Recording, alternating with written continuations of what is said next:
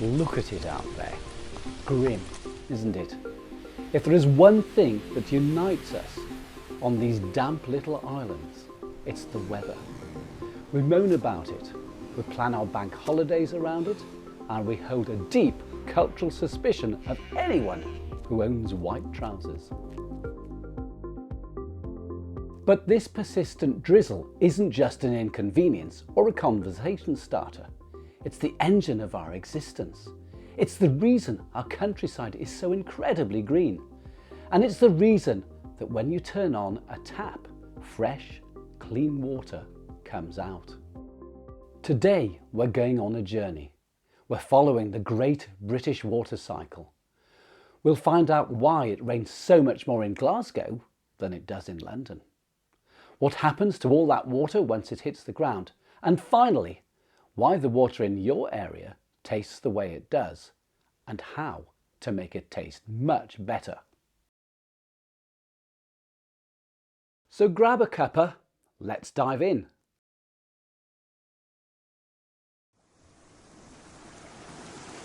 Our story begins here, the Atlantic Ocean, the birthplace of British weather.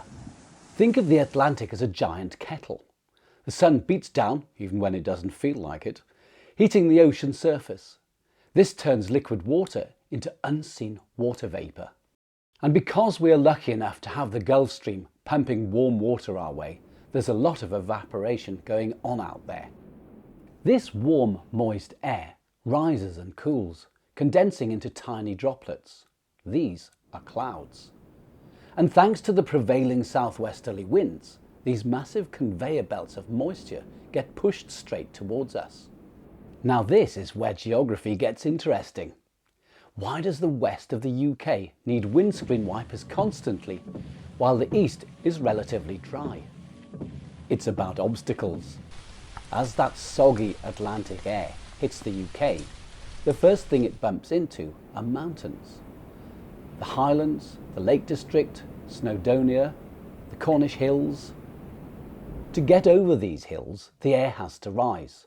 As it rises, it cools down rapidly. Cold air can't hold as much moisture as warm air, so it drops its load. This is called relief rainfall. It's why some spots in Snowdonia can see over 3 meters of rain a year. By the time the air gets over the hills and descends towards the east, places like East Anglia, London or Lincolnshire, it's already dumped most of its water. It warms up again and you get what's called a rain shadow. So the water lands. Then what? It depends entirely on what's under your feet. In the north and west, the ground is mostly hard, ancient rock, granite, slate. The water can't soak in easily, so it runs off the surface into streams, rivers, and eventually massive man-made reservoirs. But down south and in the east, it's a different story. Under places like the Cotswolds, the Chilterns, or the South Downs, the ground is made of chalk, a soft, porous limestone. Here, the rain doesn't just run off, it soaks in. It filters down through hundreds of feet of rock until it hits a layer of clay and stops, forming massive underground lakes called aquifers. Over 70% of the tap water in the southeast comes from these underground sponges. This difference, surface water in the north versus groundwater in the south, is crucial to what we'll talk about later.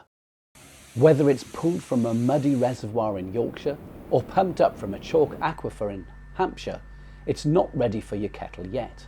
It needs to be treated. It goes through an intensive process.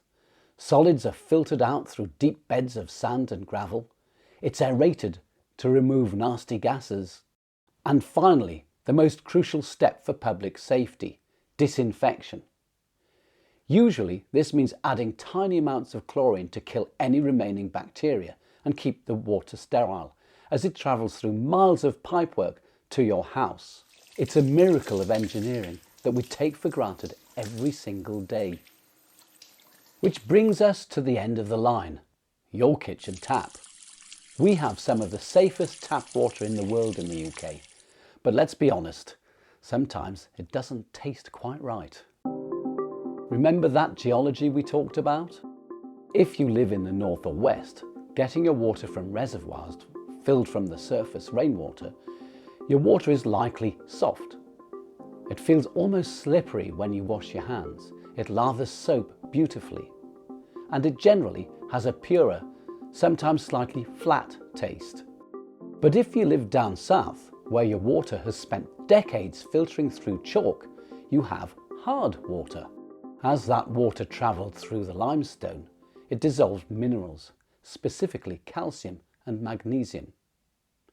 Now, these minerals are actually good for you, but they are the mortal enemy of kettles, showers and irons. That's limescale. Hard water also has a distinct, heavier mouthfeel, and some people find it has a slightly chalky aftertaste.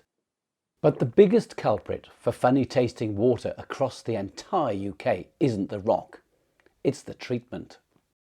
Remember that chlorine? It does an amazing job of stopping us from getting things like cholera, but it doesn't half ruin a delicate Darjeeling. If your water smells slightly like a swimming pool in the morning, that's why. So how do we get the best of both worlds? Safe water that actually tastes like water. This is where a good quality water filter comes in. It's the final polish on the great British water cycle. Most home filters work using activated carbon. Activated carbon is incredibly porous. It acts like a magnet for impurities. As water passes through, things like chlorine and organic compounds that affect taste and smell get trapped in the carbon's nooks and crannies.